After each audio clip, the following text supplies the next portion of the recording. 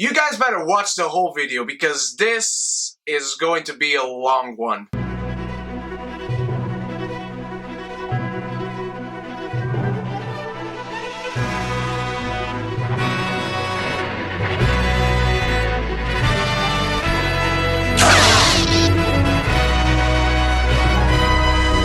Welcome to the Rogue One Q&A, my beautiful wiggies. First of all, thank you so much for all the questions. You guys were so awesome. I got 4 sheets of questions to answer. This video is going to take a while. I'm just going to get to the questions and then to the prizes.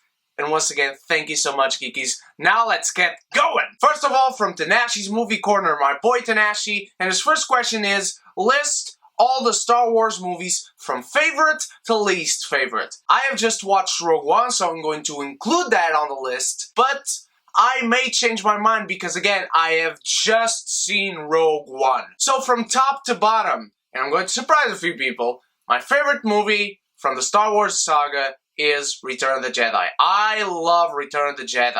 It has the greatest space battle ever captured on film. It has the first time the whole of the Star Wars universe, as we knew it at the time at least, came together. From the bounty hunters to Jabba, the Empire, the Rebels. We got to know Ewoks, and they are awesome no matter what anyone says. It just came to a great conclusion, and I'm a big fan of finality in sagas, and I'm a huge fan of sagas themselves. So Return of the Jedi gets the cake. At number 2, I got most people's favorite, The Empire Strikes Back. This movie presented a whole new tone of darkness to the Star Wars saga. It presented our heroes in peril throughout the whole of 2 hours, and it presented the Empire winning and coming back with an iron hand to strike down all their enemies and their opposers. And it was beautiful to see with the revelation that Vader is Luke's father, cementing him at this point to me as the greatest villain in cinema to this day. Keeping within the original family, my third favorite is A New Hope. I love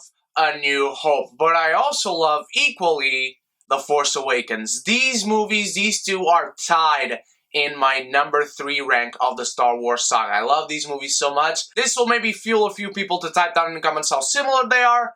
I don't care. The Force Awakens stands out from A New Hope. The New Hope stands out from A Force Awakens. The Force Awakens to me is not a New Hope remake. The Force Awakens to me is a conglomerate of tributes to the whole original trilogy. It's a tribute to the Star Wars franchise itself moving into new territory, because Star Wars from its inception poetry, and I love The Force Awakens for really displaying that. Number 4 is the most recent addition to the saga, Rogue One, A Star Wars Story. This movie is so good. And until this point, all these movies I absolutely love. All these 5 movies in the Star Wars franchise are in my top 100 movies of all time. Rogue One is maybe the lowest in the rank of the movies I love in the Star Wars saga, but still, it is there and it is awesome. And it's such a new and fresh addition to the franchise. Makes me love it even more. A new perspective to the Star Wars saga in every single way. Next up, a movie that I really like. A movie that I could say I actually love the majority of it. It has a few problems, but I still really like Revenge of the Sith. I love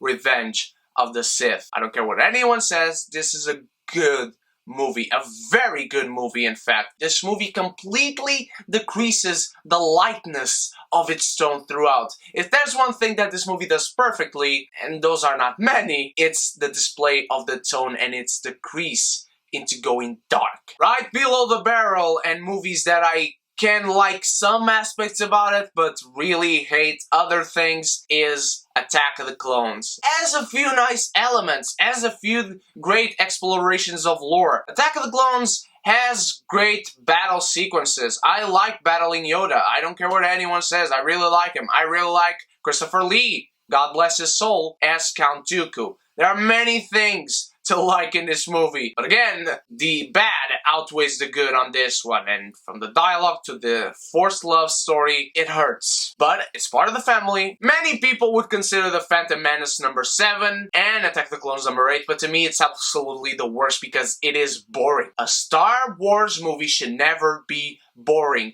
Attack of the Clones certainly has many boring parts in it, but as a whole, I am interested in the story of Camino, in the story of the clones, as much as I don't agree with it. I'm interested in the battles going on. There are many other fight scenes. And look, I'm the first guy to say that a movie shouldn't need fight scenes to be good. But in Star Wars, you kind of need battle scenes and fight scenes to add to the story. Phantom Menace takes a lot to get going. It has the inception of Jar Binks, which is a character I absolutely hate, and I will hate till the day I die, and I actually hate the Phantom Menace. It's in my collection because I bought the boxes with all the movies. Phantom Menace, to me, is really the toughest movie to get through. Next up from Tanashi himself again, top 5 favorite Star Wars characters. Number 5 is Rey. Rey is number 5 because we still got 2 more movies to go with her, and I absolutely love her. So just being on the top 5 displays how much I love her. I love Rey Skywalker. That's right, Skywalker. I love this character. She is so well written. She's such a great protagonist. I love this girl. I love this woman. Daisy Ridley. What a charming person. And what a great actress. Her first movie is a Star Wars movie. The Star Wars movie that people all loved after 30 years, and she nails it. Number 4 is Yoda. Yoda, Grandmaster Yoda, the ultimate Jedi. This dude is so wise. Many of my life mottos are based on stuff this guy says. So that should basically tell you not only how weird I am, but how wise this man is and how much I love him. At number 3 is a tie between father and son, aka me and Han Solo. Kylo Ren is that perfect mirror to every other Star Wars episode. We have this evil guy who's an apprentice, but he's not an Anakin Skywalker who just shifts like that. He's a guy who you understand despite him already being on the dark side. He has layers to him. He's suffering through all this. It's not easy, this journey through the dark side and into going there. In Anakin, well, they tell you it's hard and that he's suffering, but you don't really get that through the character and its evolution, and neither do you get it through the performance from Hayden Christensen. With Adam Driver and the writing of the Kylo Ren character, you absolutely get this. And the writing of his father, Han Solo. Han Solo is the guy who you liked because he was an asshole, and then 30 years later, he makes you cry like a baby when you're already a man because he says he now believes in the Force after all he's seen. And it's like when he says that line in The Force Awakens, you basically start seeing everything from the original trilogy and everything you know from the character and every quote he has. And I love this character. It's unfortunate that we now live in a world where Han Solo has died. And it's kind of ironic how I put these two tied. They are just so good characters. And number 2 is the now Grandmaster of the Jedi, Luke Skywalker. Luke Skywalker is the epitome of the hero's journey. He's the most physical embodying representation of the hero's journey written by Joseph Campbell. And I just love the poetry this guy brings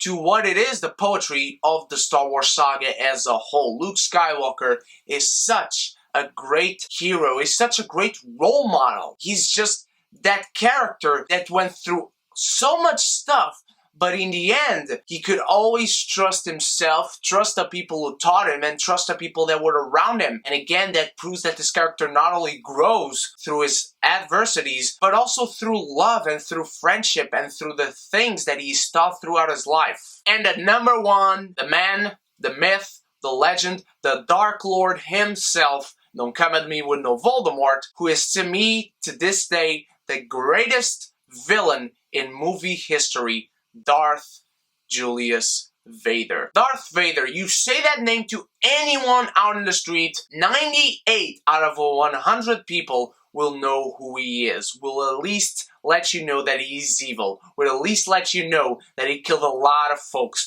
will let you know that he has an awesome cape, that he has an awesome helmet, that he has an awesome sword, light sword as some people on the street would call it, and they will tell you that he has breathing problems. That is just some of the impact that Darth Vader has had on humanity. If you could have one item from the Star Wars world or universe, what would it be? I gotta go cliche on this and say a lightsaber, because, well, you can say that I could get myself hurt or cut off my own limb with a lightsaber, but if I would say a ship like the Millennium Falcon, or a Star Destroyer, or for fuck's sake, the Death Star, how would I be able to ride it? Granted, that's not an actual thing as far as the Death Star is concerned, but I wouldn't be able to ride those things. At least on our world, we get a little glimpse of what it is to fight with a lightsaber because we have these things. If I had a lightsaber, I would at least be smart enough to be careful around it. I couldn't promise myself to not cut off my own limb, but I could promise myself to watch out for it. Have you played any Star Wars video games, and if so, what are some of your favorites? I have actually not played many Star Wars video games because when I was a kid, I wasn't that much into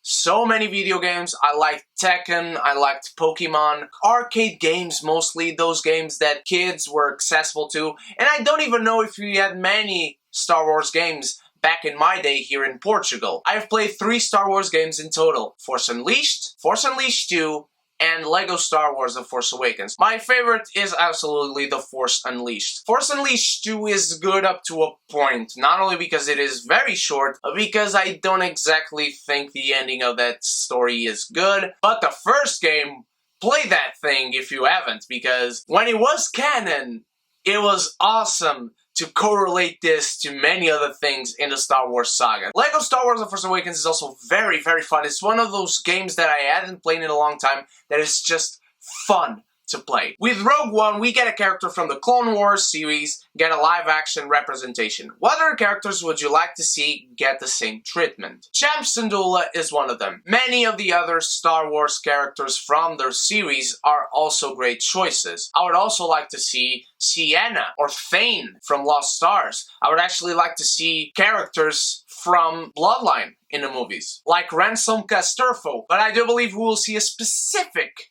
character from the cartoons in the movies. And we have actually already met him in the movies. We have actually already met him in the cartoons. That is because so far nothing has denied me the possibility, and if anything, things that happen in both the movies and the comics and the books and the shows only fuel my belief in my theory that hashtag Ezra is Snoke. From the character design to the way they came into our screen to the fact that Saw Gerrera was immediately announced as a character in a movie following the movie where Snoke is presented, following the moment just when Star Wars Rebels was getting big. I believe Ezra is Snoke. If you watch Rebels, there's nothing there that denies this possibility. If anything, everything that is happening in Star Wars Rebels fuels this belief. Everything Snoke says about himself fuels this belief. Hashtag Ezra is Snoke. I believe it,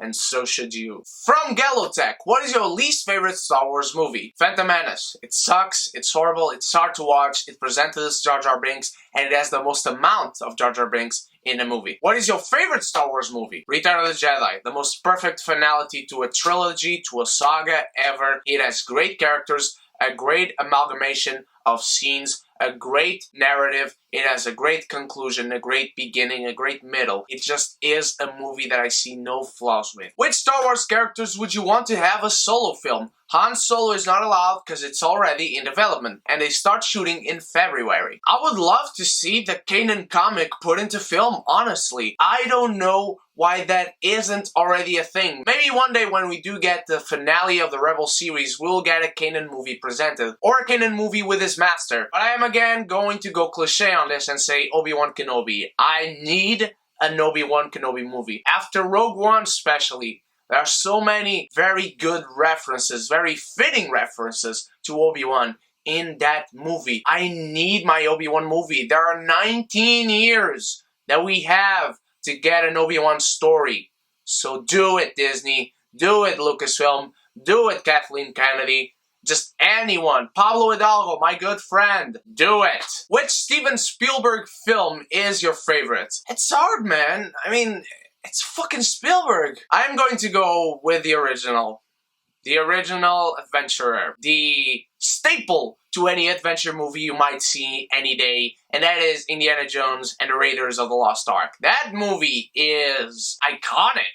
I mean, it's in my top 100, it's definitely in my top 50 movies of all time. I just love that movie. My favorite of the trilogy, yes, trilogy, it's actually Last Crusade, but I have to give this prize to Raiders of the Lost Ark, because if it wasn't for Raiders, that wouldn't be a Temple of Doom, that wouldn't be a Last Crusade, that wouldn't be the one we don't talk about. Absolutely, Spielberg crafted such a great character, such a great intricate world building that we have on there, with such great exploration of several mythologies that are presented. I need to watch Indiana Jones again, man. I haven't watched that movie in a long ass time. Are you planning on doing some old film reviews? Yes, but you will have to wait till the end of the Q&A to see some of these very important announcements. In your opinion, which is better, DC or Marvel? As far as movies are concerned, in general, putting all their films, putting together all the films DC has made and putting together all the films Marvel has made, I have to give the prize to Marvel. Overall, they have made better movies in general. Count the number of great films Marvel has, count the number of great films DC has. Overall, Marvel has made the better ones. I, however, love them both in movie form and in comic form. I have many preferences towards Marvel, I just like the characters more, but DC can really craft some of the best stories you'll ever read in comics. What's the first film you ever watched? I actually have no memory of this, but as far as my mother tells me, the first film I've ever watched was Sleeping Beauty in the theater. And you're actually thinking to yourself, wait, Sleeping Beauty came out in the 50s, you're 23 years old, you were born in 1993, how did you see that? Well, from Portugal, you don't exactly get movies in the 1950s. So, I don't know, it was in the morning, and we don't usually get movie screenings in the morning. So, I'm guessing this was some old-timey thing where for kids, they displayed films during the morning until 1 p.m. So, I guess that's how I watched it. I haven't asked my mom. From Newt, my good friend Newt, who I finally met personally at Comic-Con. Thank you so much for the question. Who is the best character as protagonist? Jyn Erso or Rey? I don't know. Because I'll tell you what, Jyn Erso would be an awful protagonist for The Force Awakens, and Rey would be an awful protagonist for Rogue One. These are characters that were intricately written. These are characters that were intricately developed in the way they think, the way their rationality works, where they came from, where they're going, who they are, what they look like. Everything about these characters to the very minute detail was thought about if it fit their story or not. Both of them fit their story perfectly, interchange them, and they would be awful. I would be really egregious to see a character like Jyn Erso leading the pack of The Force Awakens. I would be really in an awful mood if a character like Rey led that bunch of rebels in Rogue One. What do you think of the inevitable plot twist / big reveal we're going to have on Rogue One? Having watched Rogue One, I could give many answers to this question. Having watched Rogue One, I can't exactly assume what you are talking about because there are many things on there were kind of surprises to me personally. Look, if you haven't seen Rogue One, just mute this part, and whenever I take this asterisk out, you can put the sound on again. I won't put any images up. You are safe as long as you mute in 3, 2, 1, mute. Look, we all know these characters were going to die. We just knew it. We just knew these characters were going to die. But the way they went around it, not making their deaths super epic or not ever giving them the slight of hope like, is this character going to make it out? Is this character going to make it out? Are you probably going to see this character in another movie? No, these characters were destined to die. They had their mission, they had their arc. They were in this movie to be in this movie, and they fitted this movie perfectly. This was their story. The movie never deviated from that, and the movie never lied to you or attempted to dissuade you to the fact that these characters were going to die. These characters were complementary to the main saga, and that's what I love about Rogue One so much and about its characters. Who's the best character in the movie? Not counting Jyn Erso and Darth Vader. I could answer to you guys with a spoiler, but I'm not going to. My favorite character was Cassian Andor, played by Diego Luna. He was so great. He has so many nuances in his performance. So many things that the character himself does in this movie that are very questionable. He really displays the gray area that these rebels that we are following in this movie are not like the rebels we first met originally in A New Hope. Like, these are the good guys through and through. No, these guys have some questionable decisions that they make. They have some morality questioning thought processes.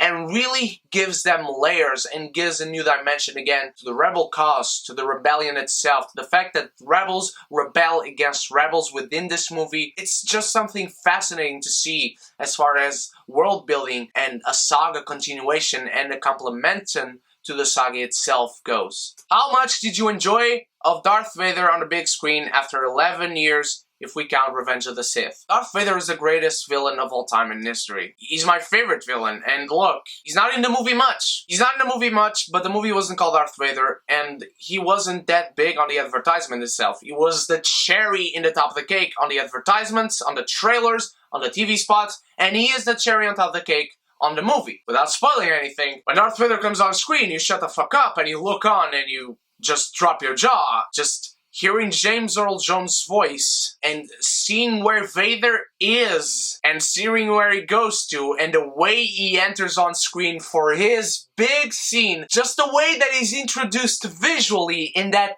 big scene is just an incarnation of what Darth Vader is. It's just who he is that scene, how it's captured visually, that is Darth Vader. With the first movie of the anthology series movies launched, what do you expect on the upcoming non-saga movies like Han Solo's? I expect something different, but something that complements the saga itself. Something that complements her characters. Something that complements the poetry that is the Star Wars saga itself. The way everything is written around. I expect something that gives us a new perspective, not only to what is going on as the war itself, but also a new shift on the character, since this is a character that we already know. In the specific case for Han Solo, I want to know how he made the castle run in 12 parsecs. I want to know how he met Chewie. I want to see his bet with Lando, how he took the Millennium Falcon from him. There are so many things I want to know from Han Solo. But since you are asking about Han Solo specifically, I want each and every element of this character to come here,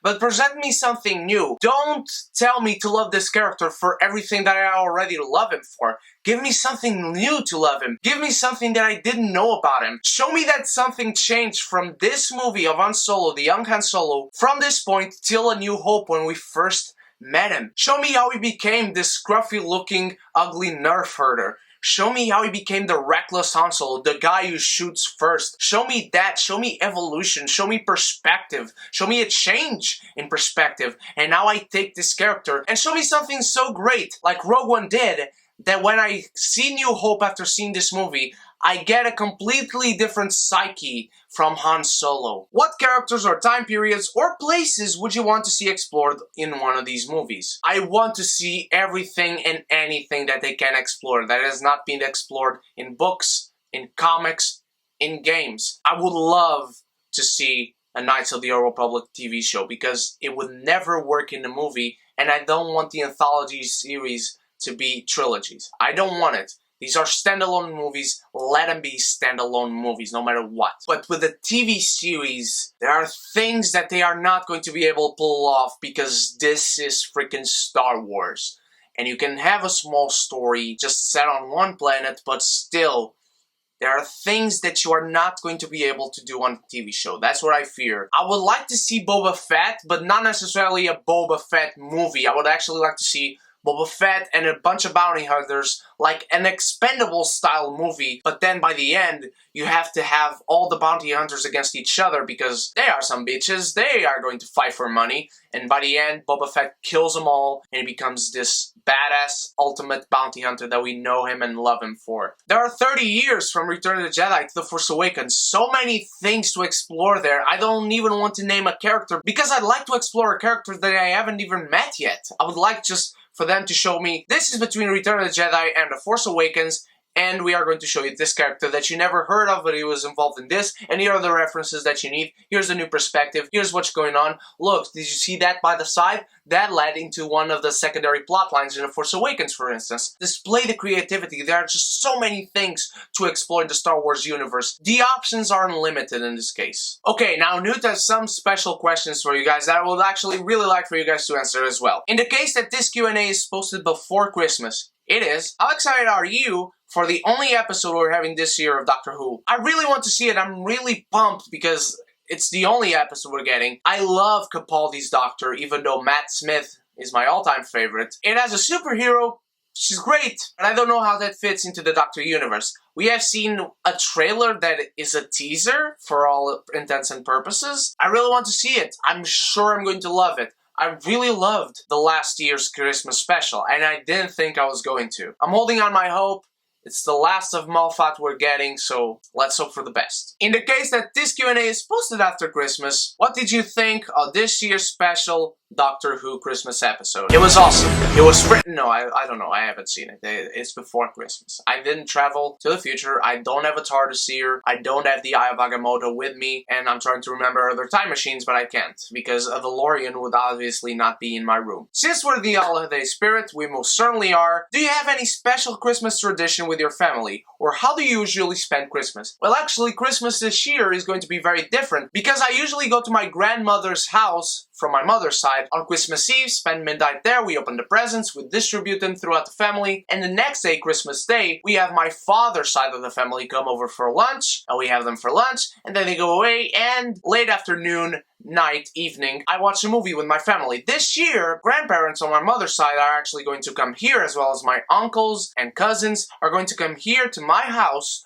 on Christmas Eve, so I'm, for the first time, going to spend Christmas in my house, which is going to be awesome. And we're going to spend Christmas here, open the presents here, whatnot, and then the next day, it's the same. So, if there's any special Christmas tradition, I'm guessing it's the watching a movie with a family. And since I'm the movie guy here at the house, I usually pick the movie. Of course, it's a movie that's got to be to everyone's taste, so unfortunately we can't watch Star Wars because my sister sucks. We all like animated movies to a point. My father isn't a huge fan, but if you pop it on, he'll watch it. So yeah, it's watching a movie. So basically, I have a tradition for every single day of the year. What is the best Christmas gift you've ever received? I'm not going to tell you, I'm going to show you. The greatest Christmas gift I ever gotten, and that's if she doesn't get me anything better this year, and it's going to be a tough challenge, is what Bruna made for me last year, and she made me a Terminator Funko Pop. I'm not going to take it out of the box. It's been in its box ever since she got it to me. Here it is. She painted it herself, and this is friggin' awesome. How awful is it that a Terminator Funko Pop doesn't exist? And how awesome is it that Bruna made one for me? For those of you who don't know, yes, I love the Terminator franchise. I love the first one, absolutely love the second one. I love Genesis. I like Salvation. Kill me if you want. But this is absolutely the best Christmas gift I ever gotten. The best gift overall I've ever gotten. And it was from my beautiful girlfriend. With your upcoming movie, finally, coming out on your channel, I ask you this. If you could have one actress, or even a whole cast, for your dream story, a story that you have on your head, that you want to see it in film, who would they be? You can add a director/writer to help you, composer, etc. to the question. I hate you, Newt.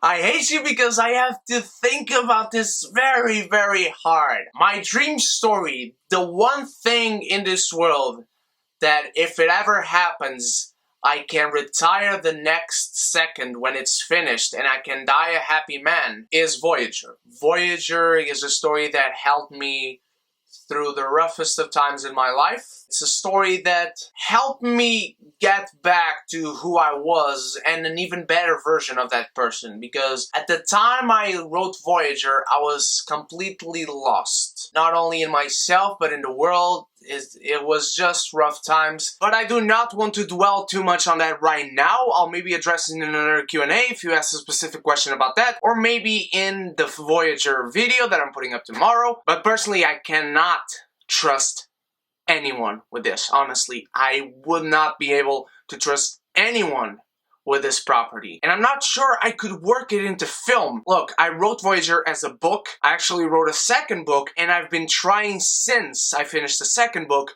to write a third chapter, because I just want to make a trilogy, but I need to have that story, and I never once typed in the first word of either of the books without knowing how I was going to end it. Even if I was not in the director's chair, maybe I could trust Christopher Nolan, maybe Steven Spielberg, maybe a guy like Rian Johnson, maybe a Jeff Nichols, but I would have to be full on involved in the project, in the writing, having some quips in the directing. I just would have to have my hands on what was going on. I have a dream project for Voyager. I am thankful for this short movie that I did. I'm thankful for the 3 actors that were wonderful people that helped me a lot in this process. I am thankful for all the crew that helped me, from my girlfriend to my producer to my assistant to my sound people to my editor. They were all incredible in helping me achieve this dream of having my story told. Even in short film. It's a short film and I don't have money at the moment to make big budget special effects. So for Voyager, a dream cast is really hard to dictate because these are, and I'm even scared of the word, young adult characters. They are in their 20s, 23 years old at most, but I don't ever dwell on a romantic story. There are no romantic relationships in this story. There are no romantic triangles in this story. This is a story about friendship, about finding yourself. It's a coming-of-age story, a fantasy epic. It's all those good story elements at the same time, and I do not dwell on romance one single bit. And so it's really hard to tell you a cast because, for instance, Jennifer Lawrence, who's a wonderful actress, is at this point in time too old to play any of my characters. Emma Stone is too old at this point to play any of my characters. There are just too many characters that I could pinpoint any young actor that I could trust at this point in time to play any of them. So right now I can't, but I hope one day I can answer your question. But Hans Zimmer would totally be my choice to compose the music for this. Is there a Funko Pop you wish you had and you can't find it? Honestly, I can find it, but it's just too expensive. There are several ones I can find, but I would not spend the money they are being sold for. Some of those are Bane, that is like for 60 euros at this point. I'm not going to pay 60 euros for Bane. Phoenix, it's like 500 euros. I'm not going to pay that for any Funko Pop. The original 3 Power Ranger Pops that came out, the White Ranger, the Red Ranger, the Pink Ranger, those are like 200, 300, 500. I'm not going to pay that price. If I had the money, I would totally buy them, but I don't. From Vasco Araújo, when it was announced that every year it would come out a new Star Wars movie, do you think the stories will be an extension of the original Star Wars story, or will there be short stories like Rogue One? Honestly, and you guys know how much I love Star Wars, how much I digest it, I could have a Star Wars movie each and every week coming out. When this next trilogy ends, I would honestly like to have standalone films each 2 years. Maybe each and every year, but preferably each 2 years we get standalone film for about 5 years or 10 years. And then we start with a new trilogy. Because this is a whole universe. And whether you like Star Wars or not, whether you like Star Wars as much as I do or not, you can't deny how much of a big thing is Star Wars. Star Wars, at this point in time, is a culture. In some places on Earth, is a religion. You have books, you have comics, you have cartoons, you have movies that all connect in this major universe. And as I said in previous questions, there are just so many things and themes and characters and stories to explore. It's really limitless what you can explore and how you can explore it. So Star Wars can come at me, canon form, in each and every way they want to. As long as it is good, I will eat it up. If it is short stories, which ones do you think would work better as a movie? Han Solo is going to be a short story. Don't get your hopes up about being on a whole large scale. Han Solo is going to be a short story. The Boba Fett movie I mentioned is going to be a short story. If we have Cham Syndulla, is going to be a short story. If we ever get Admiral Thrawn movie, it's going to be a short story. Maybe bigger than the ones I mentioned, but a short story nonetheless, because none of these standalone movies should ever be bigger than the saga films. Which actors do you like to see participating in Star Wars franchise? As which characters? I'm not going to mention characters because I would have to stay up all night thinking about this.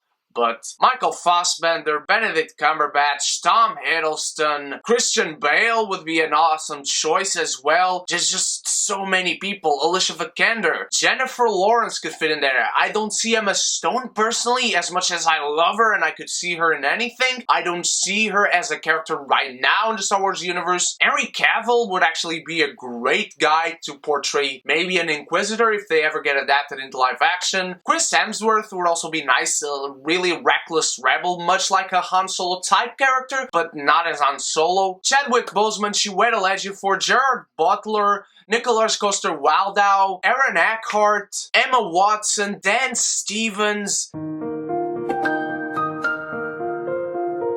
There are just so many actors that could be on here. Pick any actor from any great movie that you see nominated for Oscars or any blockbuster right now, and they would make a great choice to be in the Star Wars universe if they are not already. Do you think Ezra Miller would fit in a Star Wars movie? If yes, as which kind of character do you think he could work best? Ezra Miller has certainly shown some versatility, so I think he could fit in the Star Wars universe. As what type of character is really hard to say. I would actually pitch him as a rebel, but not necessarily a part of the rebellion. I would actually pitch him as a civilian. This kid who comes from a poor family, who is caught up when the Empire has its uprising, and then just have this kid admiring the rebellion. Just like we had Luke Skywalker, as we got that he admired the rebellion. In this case, with Ezra Miller, the type of character I would see him play, as I'm imagining right now, I could see him play this kid who we see his perspective looking upon, knowing that a rebellion is giving fight to the Empire, and just see him admiring it and do whatever he can in his poor civilian outfits and his poor civilian ways that he doesn't stand much of a chance, but I would like to see that. What would you change if you were the director of the prequels? I have real sets, I would have as much practical effects as I can, I would explore as much of the mythology as I can, I would not focus anything on a romantic storyline, I would actually put some effort into my character development. I would actually not surround myself with yes men. I would basically not do anything that George Lucas did wrong. I would write the script. I would think about the story just as Lucas did, because the prequel story is fascinating. The prequel scripts are awful. Lucas, to me, gave up when he started writing the script for the story he intended. And I would actually explore much more of the era that the prequels are set on, because the prequel era is fascinating. The political sphere that is happening in the Star Wars prequels gets a bad rap because of how it was executed. But politics in the Star Wars universe are something fascinating. Can you imagine if it was well done, how awesome The Phantom Menace would have been? It is boring because these are people discussing the same thing over and over again throughout 2 fucking hours. Can you imagine if we had an exploration of the Senate and how it was being destroyed from within, with moles from the Empire and Palpatine infiltrating the Senate? And if we could see that, imagine The Phantom Menace focused on the Phantom Menace. That would have been awesome, but Lucas gave up. That's just some of the things that I would change. What's wrong, or right, with the character of Jar Binks? Well, since Vasco asked this question, I give this specifically to him. Nothing is right with the Jar Binks character. Look, you can have an alien. Look, you can have any type of extraterrestrial creature hanging out with our Jedi. What was Jar Binks' purpose? To be funny? Is that it? Because that's what it felt like, and it was not funny. He was racist, he was forced onto the story, he served no friggin' purpose. You know who else is a comedy character? These 2 guys, and we love them. Why? Because they serve the story in unique ways, not just there to give us the laughs. These characters are so important to the story. Jar Binks means nothing. He means nothing to the characters. He means nothing to the story. Take Jar Binks out of the story. Honestly, take Jar Binks out of the Phantom Menace, out of Attack of the Clones, and I'm not even going to mention Revenge of the Sith because he's on there for like 1 scene maybe. Take Jar Binks out, the movies are the same. They still have a lot of problems, they still have the same rating in my mind, they still have the same suckiness, they still have the same poor good elements. But take Jar Binks out, the movies are the same. That's how you spot a bad character. Do you agree with Lucas's review of Rogue One? George Lucas said he loved the movie, he could die happy now. I love the movie too, honestly. I love the movie. I cannot die happy because, as I said a few moments ago, I want to make Voyager a real thing. Who would you like to see at Con Portugal next year? I talked to Joe Reitman, I made him some suggestions. These are impossible suggestions maybe, but these are the people that I would love to see. Kevin Feige, it's not gonna happen, folks, I'm sorry. Neil Patrick Harris would be awesome, and it's pretty possible. I suggested The Rock, and he actually responded that The Rock would be the easiest one, so my balls are going to drop to the core of the earth if that is announced. And then I asked him for the Arnold Schwarzenegger to come here to Portugal, and I could meet him because he's one of my life heroes, and I really want to see him live and talk to him a little bit and have his big gigantic hand smash mine, and I could not wash and treat my hand ever in my life because I would look at it and think, this was touched by the Arnold the Terminator. And so I would like to see those people. Those are people who I admire in many ways, and I just love to see them. From Pedro Fernandes, what Game of Thrones spin-off would you like to see coming to HBO? Personally, I would love to see an adaptation of Robert's Rebellion. That is one of my top 3 picks, but it's actually number 3. Number 1 is The Time of the Three Dragons. I would actually love to go into the Three Dragons era and explore the building of Westeros as we know it, because as we know Westeros now, it all descended from that point. Next, I would like to see the reign of Mad King Aerys and the rise of Rhaegar, which actually goes into Robert's Rebellion, which is actually my number 3. My number 4 would be the Duncan Egg storyline, but it is a big story. I mean, all of these are big stories, but those are mainly the ones I would really like to follow. From Elena Pereira, which sidekick do you think deserves a movie of their own? Like Dory. I still need my Becky movie, Pixar. I still need the movie for this girl. I love her, I want to see her again. I actually believe in a few years we will see Finding Hank, even if it's not Finding Hank that it is called at the time. Still, in the case of Pixar, I would love to see them doing a Frozen spin-off from The Incredibles, and you guys know how The Incredibles is not one of my favorite movies from Pixar, even though I still really like it. In the realm of Disney, given how the movie ended, give me my spin-off of Fred growing up with his father, Stan Lee. Just give me that, and I will be happy. I would love to see a movie of Phil from Hercules training all the previous heroes he mentioned when Hercules was trying to convince him to train him. I would actually love to see a prequel to Treasure Planet with a focus on Long John Silver or even the badass Captain Flint. That would be just awesome, and a way to bring this movie and maybe become it a franchise into the fold. Finally, the last couple of questions is going to be fast tracking because Natasha already knows the questions, because she asked these ones before Westworld aired its finale, and we have seen it by now, so it's going to be quick fire. Bernard, in the picture, is it really Arnold, or is it the guy in the middle that's Arnold and was put into Bernard's mind? Don't ask me how, my brain is hurting. Mine is as well. I don't think we have gotten an answer to that.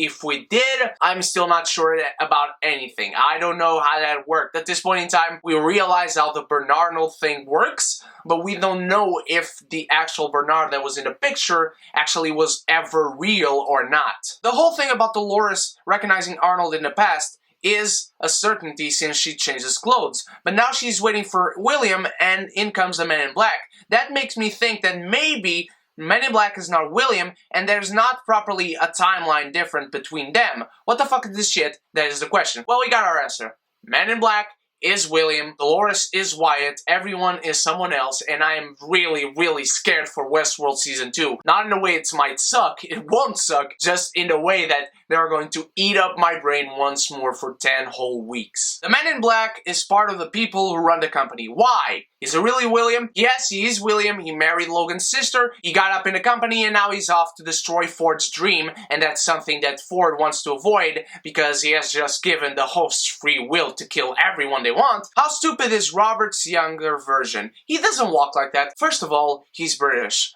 Second of all, he's Anthony Hopkins. He walks however the fuck he wants. And he's British, so of course he walks like that. After all of this, is 1 + 1 still 2? Isn't it 3? I don't know. I was never good at math. Don't ask me that. You know I don't know the answer. My beautiful geekies, thank you so much for all these questions. This is going to be a rough video to edit. It's going to be the longest Q&A ever. But I thank you guys so much. And before I announce the winners, I just want to get a few announcements out to you. And these are really important, so please, I hope you come to this part of the video. I hope you watch this. And please let me know in the comments below because I really need your votings for this. First of all, and this is the most immediate one, there is a new intro coming. There is a new ending sequence coming, there is a new look to the channel coming, and that is going to be very quick. I believe I can make it before the end of the year. I'm sure you're going to love it. I'm going to work extra hard on this one. Second of all, beginning officially in whichever is my first movie review of 2017, we are saying goodbye to the current rating system.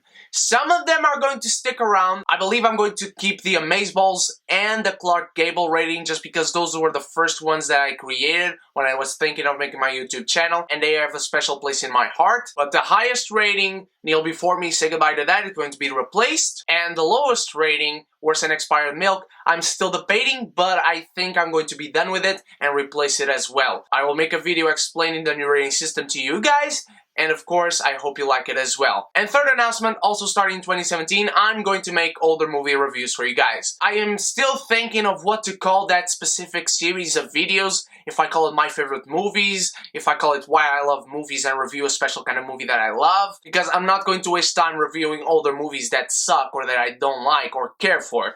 I'm going to specifically talk about movies that I really like and maybe go into a little bit of why they mean so much to me. But yes, Skelotech, you're not the first one to ask. I have been asked to review older movies. I'm going to do that for you guys. I'm still going to focus on movies nowadays. That's what you do as a movie reviewer. But I am going to review some of my favorite movies ever for you guys. Movies that are in my Blu-ray collection, even if they are not my favorite movies ever. So stay tuned for that.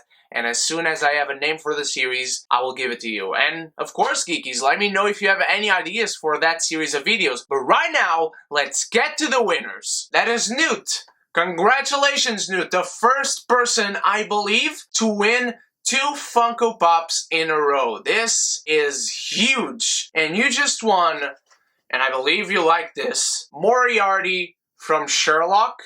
I believe this is the normal one. I don't think it's a variant of any sort. Here's the whole set. I hope it focuses up on that. This Moriarty is yours. I hope we can meet each other at some point, maybe in the new Oporto Geek Center, or of course I'll mail it to you if you want. The next winner is Pedro Fernandes. And Pedro, you just won the Black Mighty Morphin Power Ranger.